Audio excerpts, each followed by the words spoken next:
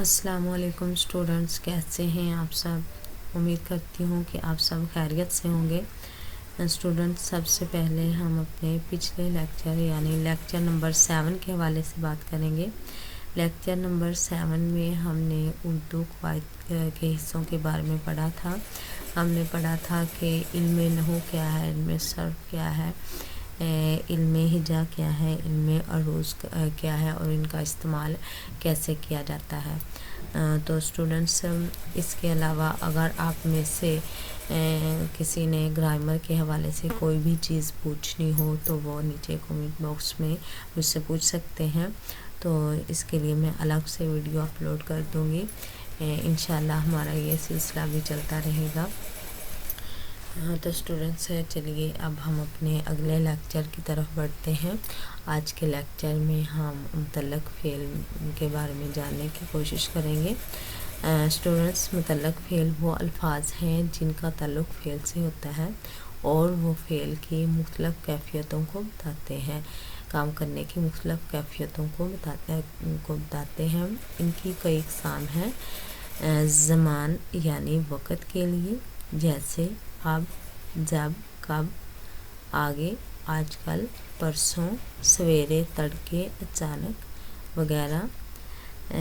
यानी ज़माने वक़्त के लिए मुतल्लक़ फ़ेल का इस्तेमाल किया गया है। वक़्त की कैफ़ियत बताने के लिए मुतल्लक़ फ़ेल का इस्तेमाल हुआ है।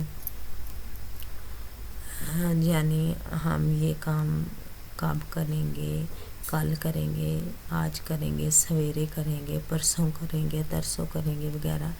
यानी वक़्त की कैफ़ियत बताई गई है।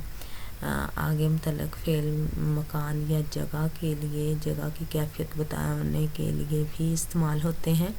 जैसे जहाँ, यहाँ, जहाँ, कहाँ, आगे, पीछे, आस पास, ऊपर नीचे, बाहर, अंदर वगैरह। यानी इसमें जगह की कैफ़ियत बताई गई है कि हमने ये काम कहाँ किया था, इस जगह पर किया था, आसपास किया था या फिर ऊपर किया था, छत पे किया था या फिर मतलब कि कमरे से बाहर किया था, कमरे के अंदर किया था। यानी जगह की कैफ़ियत बताई गई है। जिस जगह पर हमने वो काम सर अंजाम दिया है उसकी कैफ़ियत बताने के लिए भी मुतल्लक़ फ़ेल का इस्तेमाल किया जा सकता है। आगे तौर तरीक़ा के लिए भी मुतल्लक़ फ़ेल का हम इस्तेमाल कर सकते हैं। जैसे यूँ, इस तरह, क्यों, क्योंकि, कैसे वगैरह। यानी हम ये काम क्यों करेंगे, किस तरह करेंगे, कैसे करेंगे, इस तरह करेंगे वगैरह वगैरह। यानी इसमें तौर तरीक़ा की कैफ़ियत बताई गई है। स्टूडेंट्स, तादाद के लिए भी हम मुतल्लक़ फ़ेल का इस्तेमाल कर सकते हैं।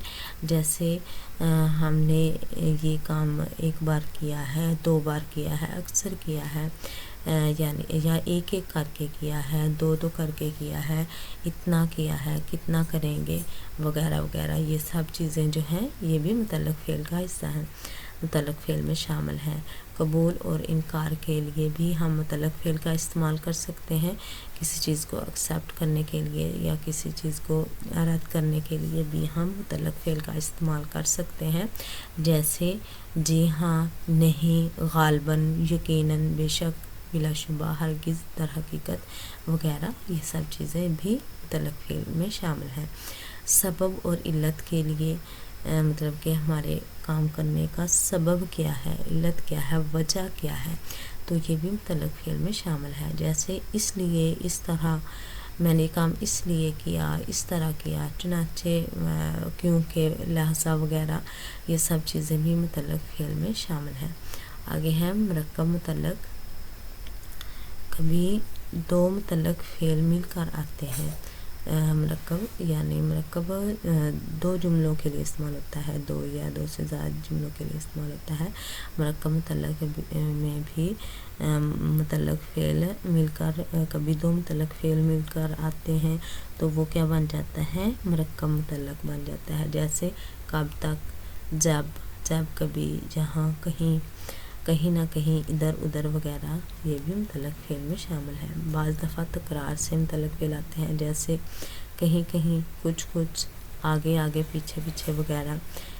اس کے علاوہ بعض اوقات ایک ایک یا دو دو لفظ جو ہوتے ہیں وہ مل کر متعلق فعل کا کام دیتے ہیں، جیسے رفتہ رفتہ، خوشی خوشی، آئے دن، آس پاس، گھڑی گھڑی وغیرہ۔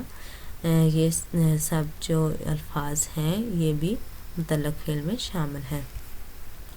اس کے علاوہ اسٹوڈنٹس ہم عربی میں بھی، عربی کے الفاظ میں بھی ہم متعلق فعل کا استعمال کر سکتے ہیں، جیسے کما کا، منو ان، حت الامکان، حت المقدور، آخر الامر وغیرہ، یعنی یہ بھی متعلق فعل ہیں، متعلق فعل کے الفاظ میں شامل ہیں، تو ان کا ہم عربی میں استعمال کر سکتے ہیں۔ آگے ہے بعض اسموں میں وار جوڑ دینے سے فعل معطوف بن جاتے ہیں، جیسے یہ ہفتہ ہے، اگر ہم اس کے ساتھ وار لگا دیں تو یہ ہفتہ وار بن جائے گا۔ یہ ماہ ہے یعنی مہینہ ہے، اس کے ساتھ وار لگا دینے سے یہ ماہوار بن جاتا ہے۔ آگے نمبر ہے، نمبر کے ساتھ وار لگا دیں تو یہ نمبر وار بن جاتا ہے وغیرہ وغیرہ، تو یہ بھی متعلق فعل میں شامل ہے۔ تو اسٹوڈنٹس بعض اوقات صفات بھی متعلق فعل کا کام دیتے ہیں، جیسے خوب کہا، بجا فرمایا، درست فرماتے ہیں وغیرہ، یہ سب بھی متعلق فعل میں شامل ہیں۔ اسٹوڈنٹس آج کی ویڈیو میں ہم نے متعلق فعل کے بارے میں تفصیل سے پڑھا۔ اگر آپ میں سے کسی کو اس چیز کے بارے میں سمجھ نہ آئی ہو تو وہ مجھ سے پوچھ سکتے ہیں۔ امید کرتی ہوں کہ آپ کو یقیناً سمجھ آ گئی ہوگی۔